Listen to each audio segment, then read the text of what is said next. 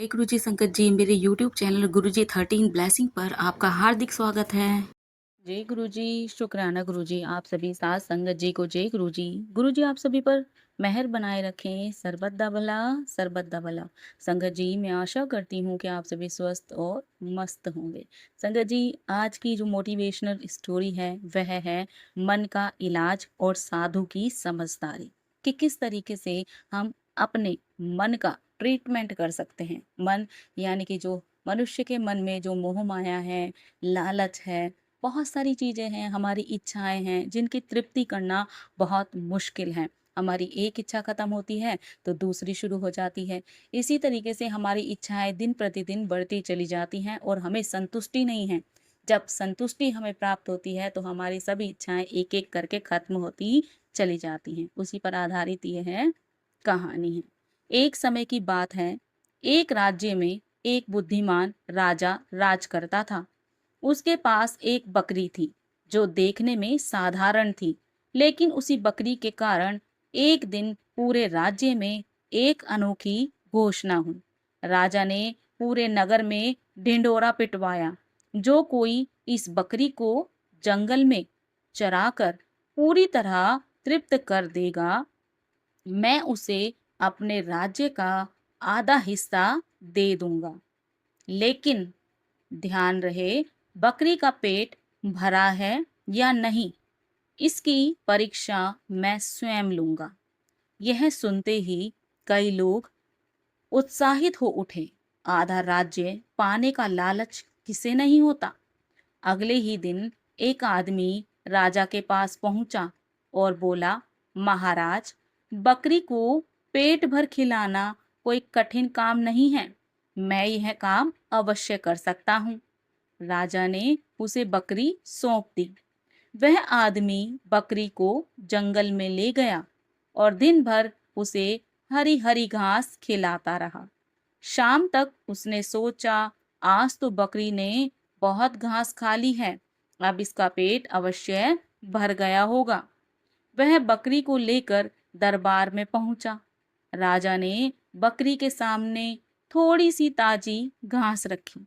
जैसे ही बकरी ने घास देखी, वह तुरंत उसे खाने लगी। यह देखकर राजा मुस्कुराए और बोले, तुम इसे पेट भर नहीं खिला सके। यदि पेट भर गया होता तो यह फिर घास क्यों खाती। ऐसा कई लोगों ने किया। वे बकरी बकरी को दिन भर खूब घास खिलाते, पर दरबार में आते ही बकरी फिर घास खाने लगती। कोई भी सफल नहीं हो पाया। इसी बीच एक बुद्धिमान साधु ने यह घोषणा सुनी। उसने सोचा, इसमें अवश्य कोई गहरा रहस्य छिपा है।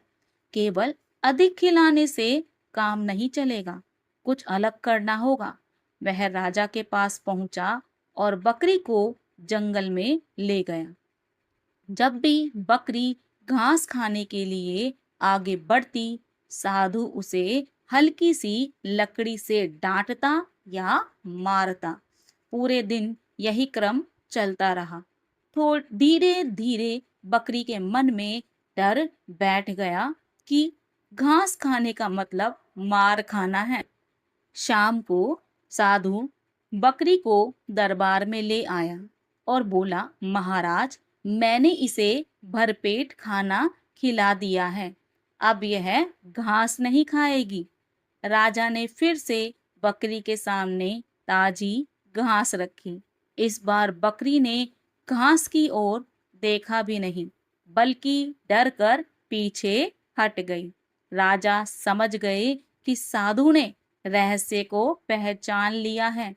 उन्होंने प्रसन्न होकर उसे आधा राज्य दे दिया। तब साधु ने सभी को समझाया, यह बकरी हमारे मन के समान है। मन की इच्छाएं कभी खत्म नहीं होती। चाहे उसे कितना भी सुख और साधन दे दो, वह और चाहता ही रहेगा।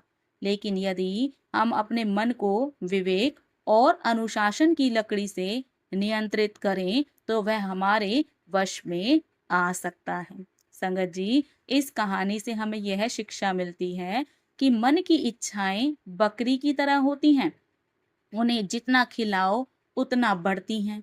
यदि जीवन में शांति और संतोष चाहिए तो मन पर विवेक, अनुशासन और संयम का अंकुश लगाना जरूरी है।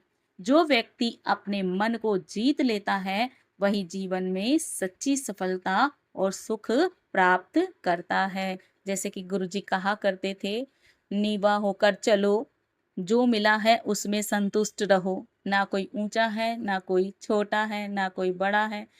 हमेशा सबको प्रेम करो, सबके साथ प्रेम से रहो। और सबसे बड़ी बात होती है संगत जी, जिसमें आपको मिला है, जो चीज़ आपको मिली है, जितनी चादर है उतने ही पैर आपको पसारने चाहिए।